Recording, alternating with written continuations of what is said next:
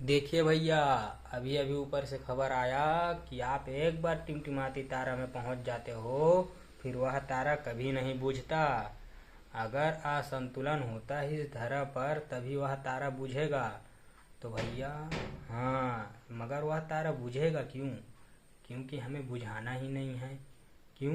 क्योंकि वो निराकार परमात्मा सब जानते हैं, जो हमारा सृष्टि का है ना, एक सूक्ष्म रूप से सुचारू रूप से एक शक्ति है, प्राकृतिक शक्ति।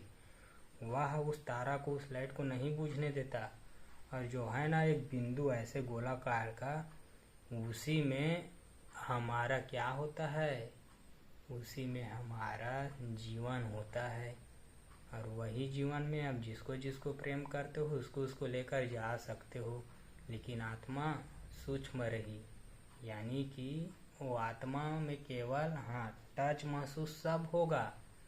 ये नहीं बस आप खाना नहीं खा सकते, केवल सुगंध ले सकते हो। और आपका ये जो होता है ना प्रजनन क्रिया, ये पूरा सपाटा रही। एक भी हाँ 2 छिद्र वाला बताया ना, वो मोक्ष काल में न रही। वो 2 छिद्र वाला काल आपका दूसर धरा पे रही है ना। जही कि देखे हो तपोलोक 14 लोग बताया है, 7 नीचे 7 ऊपर। तो 7 जो ऊपर है उधर के लोक में वो 2 छिद्र पाया जाता है। तो भैया आपको क्या पता है? नहीं पता ना कि 2 छिद्र स्वर्ग लोक में भी होता है। हाँ, तो स्वर्ग लोक में आपको सिखाया जाता है, प्राणायाम सिखाया जाता है, और फिर से उस प्रेम को प्राप्त करने के लिए धरती पर मृत्यु लोक में फिर से भेजा जाएगा। जब तक आप प्राणायाम अपने सांस को ना समझ पाओगे, तब तक शांति को ना प्राप्त कर पाओगे, तब तक आप मोक्ष नहीं कर पाओगे। और मोक्ष चाहिए तो भैया वो एक लाइट हाउस है, और उसमें मैं तो इसके साथ ही जाऊंगा। ये देखो, हाँ, इसके साथ ही। और ऐसे जाकर अपने मन रहेगा तब तक उस लाइट हाउस में रहूँगा, और फिर से दोबारा आ जाऊँगा। वैसे तो मैं धन कमा रहा हूँ, और धन कमा कर अपने ब्रह्मांड को उजागर कर रहा हूँ, है ना। तो भैया मैं ब्रह्मांड को भी धन दे रहा हूँ, और अभी लॉस भी हो जा रहा हूँ। क्यों? इसके कारण। अगर देखो भैया, आज तक हो गया मैंने सेक्स नहीं किया, इसीलिए मेरा बुद्धि सेक्स में जाता है। क्यों जाता है? लेकिन मैं निष्ठावान हूँ।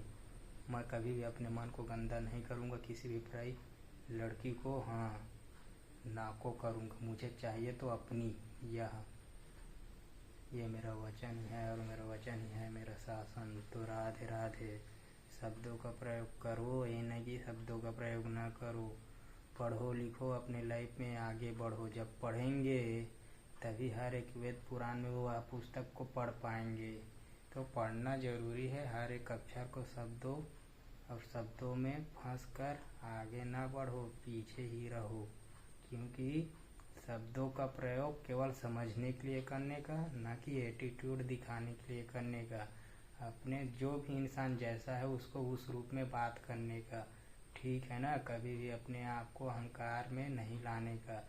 जो इंसान जैसा है उसको हम वैसा भी सिखा सकते हैं, ना कि तू अपना प्रोफेशन दिखाकर। तो भैया पढ़ो, सब करो, लाइफ में आगे बढ़ो, और ब्रह्मचर्य का पालन करो। और जो समाज है, वो समाज जो बना है वो काम के लिए बना है, ना कि किसी का दिल को ठेस पहुंचाने के लिए। समाज, हर एक समाज को काम सौंपा गया है। तो समझो भाई।